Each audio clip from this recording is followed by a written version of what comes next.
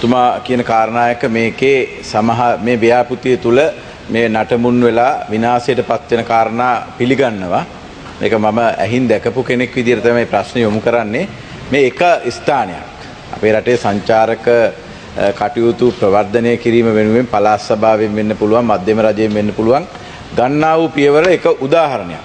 දැන් අපි දැක්කා ඊයේ වෙනකොට මේ වගේම උදාහරණ ඇඹිලිපිටිය ප්‍රාදේශ සභාවේ මිරිටි ප්‍රාදේශ සභාවේ අපේ උපුල් සිරිමන්තුමා හැම ඉන්නවා නම් දරයි.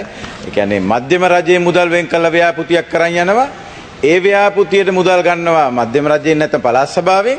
ප්‍රාදේශ සභාව ගිහිල්ලා ආපහු පෙන්නල ඉවර වෙලා ප්‍රාදේශ සභාවෙන්නුත් ඒ ව්‍යාපෘතිය කරා කියලා සල්ලි ගන්නවා. ඒ කියන්නේ මුදල් ප්‍රතිපාදන දැන් මේ ව්‍යාපෘතියේ කිසි ශක්්‍යතා අධ්‍යයනයක් කරලා මේ ව්‍යාපෘතිය එන්න ඕන තරම් මදුනාගල උණු වතුර වලින් ආශ්‍රිතව සංචාරක විශාල ප්‍රමාණයක් යනවා. නමුත් අවශ්‍ය පියවර මූලික පියවර ටික අරගෙන නෙමෙයි මේ ව්‍යාපෘතිය කරලා තියෙන්නේ. ඒ නිසා ගරු ඇමතුමනි මම ඉල්ලීමක් කරන ප්‍රදේශයේ മന്ത്രിවරු ඉන්නවා.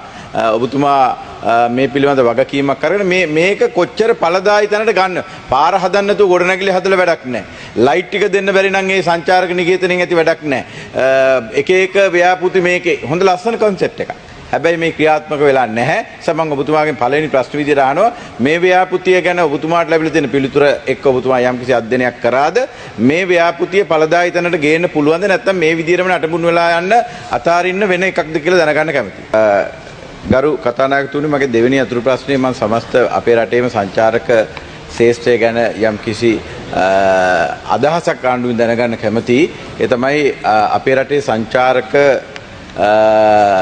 ගමනාන්තයක් විදිහට අපේ රට ලෝකයේ තුල මේ වෙනකොට ඉතා ඉස්සරහට ඇවිල්ලා තියෙනවා.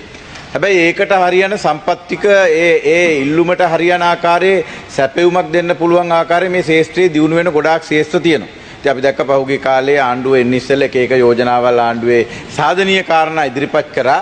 දැන් යම් කාලයක් ගිහින් තියෙන නිසා මම ගරු ඇමතුමාගෙන් දැනගන්න කැමතියි නිශ්චිතව අපි මොනවද කාලරාමුවක් තුල මේ රටේ සංචාරක ව්‍යාපාරේ ප්‍රවර්ධනය කරන්න. අපි දැක්කොත් මේ දකුණු මූදු බඩ කලාපයේ දිගටම සංචාරක කර්මාන්තය හරහා දියුණු වෙමින් තියෙනවා. නමුත් ඒ අවශ්‍ය මූලික පාසුකම් ටික දැන් උදාහරණයක් විදිහට හෝටල් කර්මාන්තයේ යෙදෙන කෙනෙකුට හෝටලයක් හදාගන්න ඒ කාලේ නම් තිබුණා රීෆයිනෑන්ස් ලෝන් ස්කීම්. දැන් ඒ මොනවත් නැහැ. නිසා දැන් මේ දිරිමත් කිරීමේ කිසිම ක්‍රියාවලියක් නැහැ සංචාරක කර්මාන්තය. ඒ නිසා සංචාරක කර්මාන්තය අර අල්ලගෙන ඉන්න පිරිස ඉන්නවා. අලුතෙන් මේ කර්මාන්තයට එකතු වෙන පිරිස අඩු වෙලා තියෙනවා.